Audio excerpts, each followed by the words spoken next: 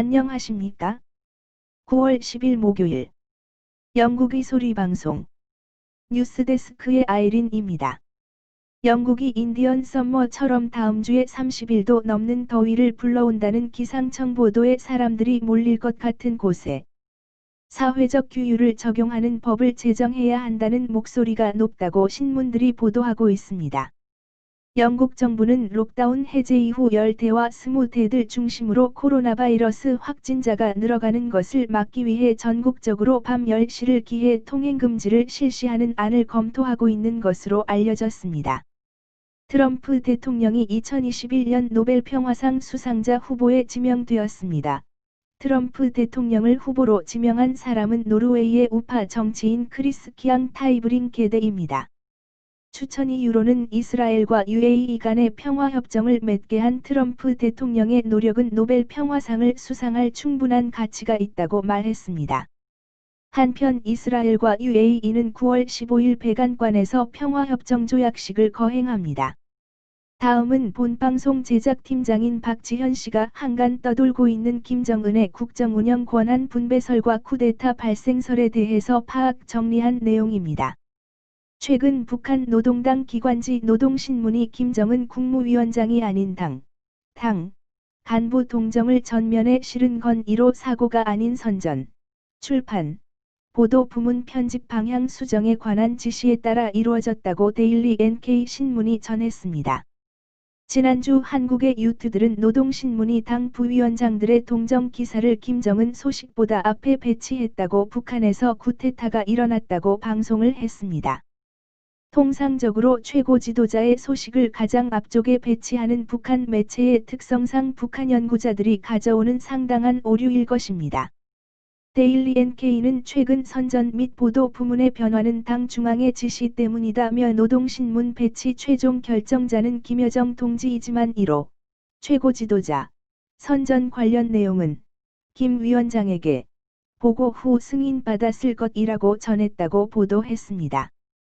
이번 노동신문 기사 배치가 실무 단위의 실수가 아닌 김여정과 김정은 지시에 따라 이루어졌다는 뜻이며 실제 이번 일로 인해 선전선동부 출판 보도과와 관련된 책임 일군 및 주필들에 대한 간부 인사 조처가 전혀 없었다는 게 소식통의 설명이라고 밝혔습니다.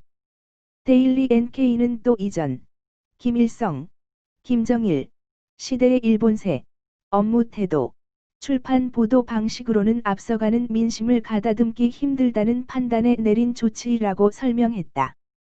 이와 관련 김정은 지난해 제2차 전국 당 초급 선전 일꾼대회에서 수령을 신비화하지 말라면서 기존의 선전 선동 방식의 변화를 시사한 바 있으며 이번 선전 및 보도 부문의 변화도 이 같은 인식의 연장선이라고 볼 수 있다고 밝혔습니다.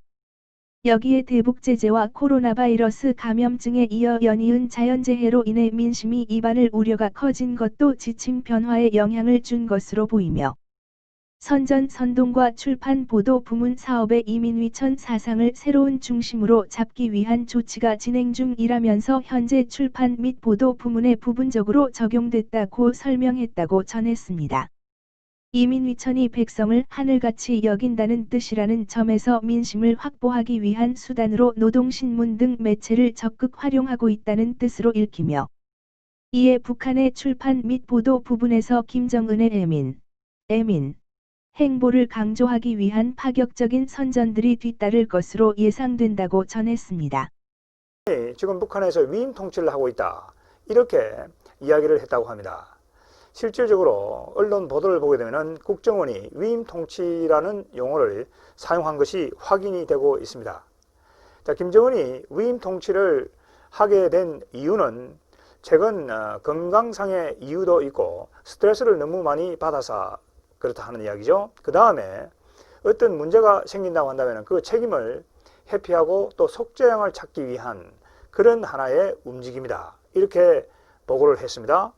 구체적으로 그러면 김정은이 그 권력을 위임한 사람들이 누구냐면은 여동생인 김여정, 그 다음에 경제 분야는 이번 새로 임명된 김덕훈 총리, 군사 분야는 최근 군정지도부장에 임명된 최부일, 그리고 전략 무기는 미병철, 이런 사람들에게 권한을 위임해주고 있다 하는 것이죠.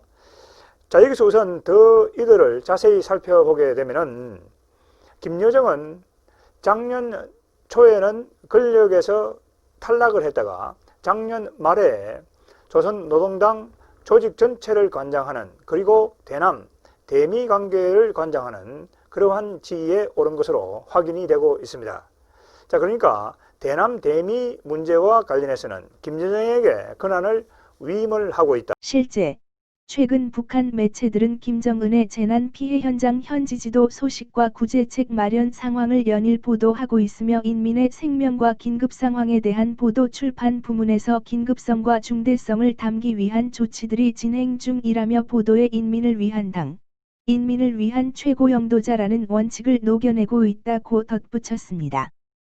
한편 노동신문이 당 간부들 소식에 요해 라는 말 대신 최고 지도자에게 사용되던 지도라는 단어를 사용한 것도 선전 전략 변화의 일환인 것으로 전했는데, 당에서 파견한 간부가 료해뿐만 아니라 필요하다면 긴급대책은 즉시 현장에서 세우고 지시할 수 있도록 지도라는 용어를 사용했다면서 김정은 동지의 실천형 일군, 이뒤라는 사상이 출판물에 반영된 것이라며 간부들이 당 중앙에 보고하기 위해 현지 상황을 알아보고 파악한다는 뜻인 료해 대신 보다 적극적인 움직일 수 있도록 권한을 부여했다는 의미로 풀이된다고 전했습니다.